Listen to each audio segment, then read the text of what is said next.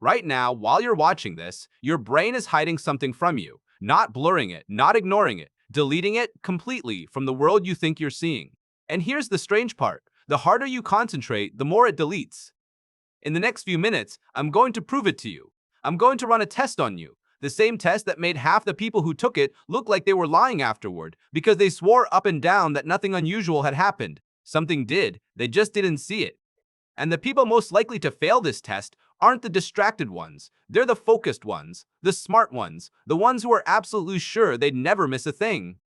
So before you decide you're the exception, keep watching, because your eyes are about to betray you, and I don't think you're going to believe how easy it was.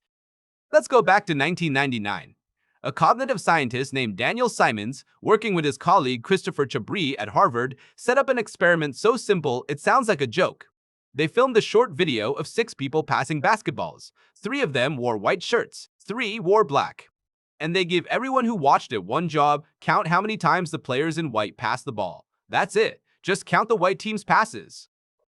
Try it in your head right now. Imagine locking onto those white shirts, tracking every pass, ignoring the black team completely, because that's what the instructions told you to do. 1 pass, 2, 3. You're focused. You're good at this.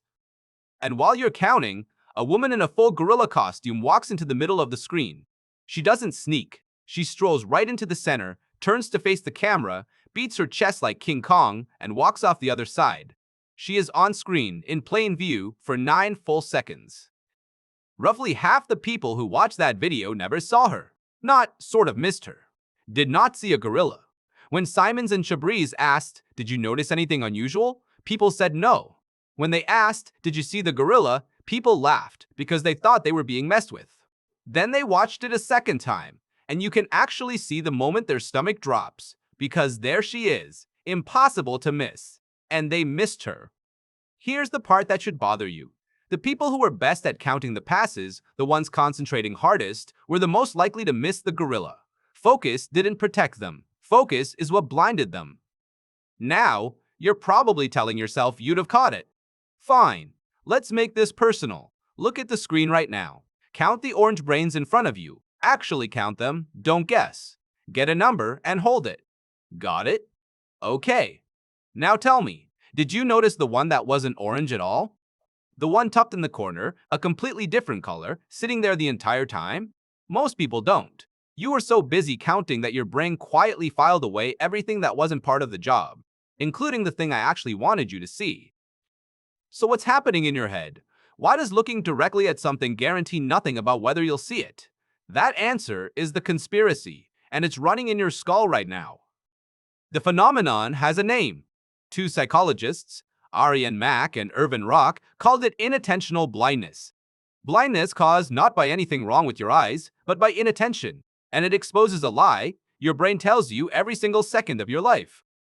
The lie is this: you feel like you can see everything in front of you. Look up from this screen for a second. It feels like the whole room is just there, fully rendered, sharp and complete all at once. It isn't. Your eyes take in a fire hose of visual information, far more than your brain could ever process, so your brain doesn't even try. Instead, attention works like a spotlight in a dark room. Wherever the beam points, you get vivid detail. Everything outside the beam, your brain doesn't go dark on. That would be terrifying, and you'd notice. So it does something sneakier. It fills the gaps in with a convincing guess and hands you the finished picture, seamlessly, as if you'd seen all of it. You are not watching reality. You are watching your brain's best reconstruction of reality, and it never once tells you which parts it made up. Scientists call this the grand illusion of vision. You walk around all day feeling like a camera, recording everything. You're much closer to a painter, sketching a tiny sliver of what's actually there and confidently filling in the rest. Now, you might be thinking, okay, a gorilla in a video, a clever lab trick, fine. But it doesn't work like that on real people, in the real world, with things that actually matter. I wish that were true, because the next experiment didn't use a screen. It used a living human being, standing right in front of someone, and swapped him for a completely different person, mid-conversation. This one comes from Daniel Simons again, this time with Daniel Levin in 1998. An experimenter walks up to a stranger on a college campus and asks for directions. Totally normal. And as the stranger is explaining the way, two workers rudely walk between them carrying a large door. For about 1 second, the door blocks the stranger's view of the person they were just talking to. And in that 1 second, hidden behind the door, the original experimenter swaps places with one of the men carrying it.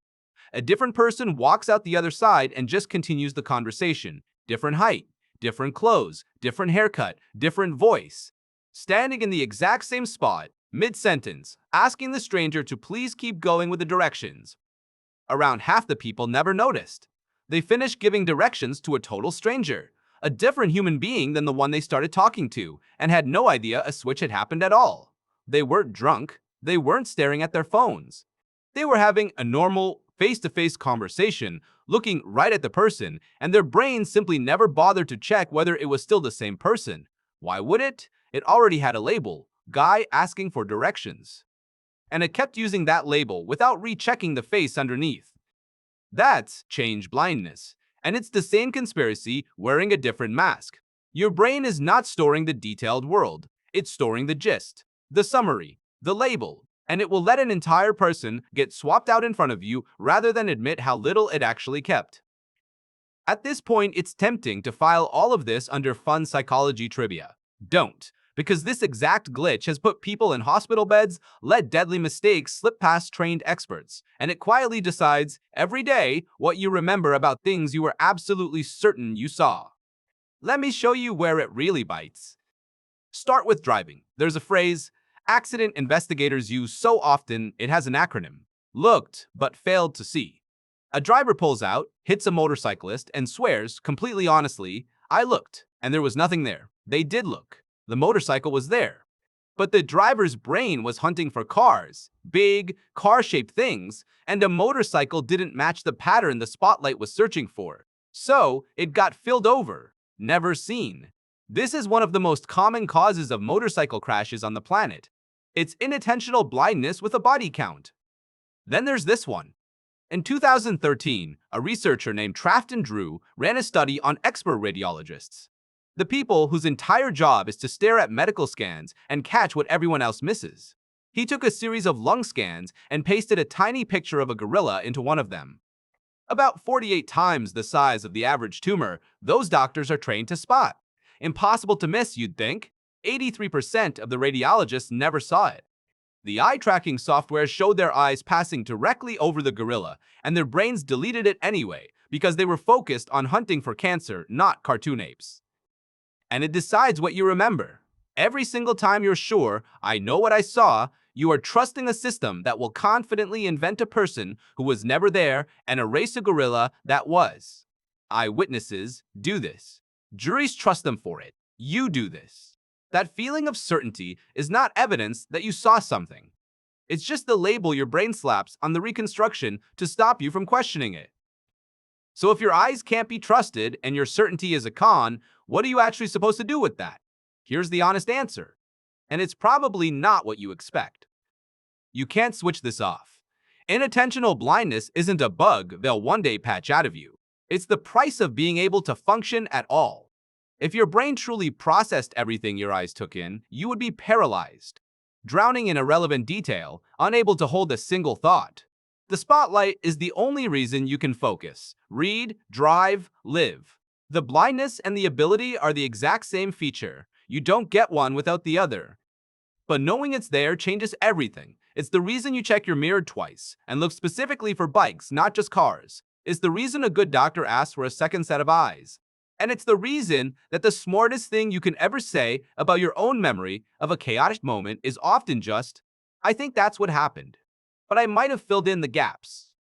Because the most dangerous person in that gorilla experiment was never the one who missed the gorilla. It was the one who was certain they wouldn't have. That certainty, that quiet, comfortable belief that you, personally, see the world exactly as it really is, that is the illusion working precisely as designed. You didn't see the gorilla, and the only people walking around a little bit safer are the ones who finally stopped assuming they would. If you enjoyed this video and want to see more videos like this, click subscribe. Your brain didn't want you to know, but now you do.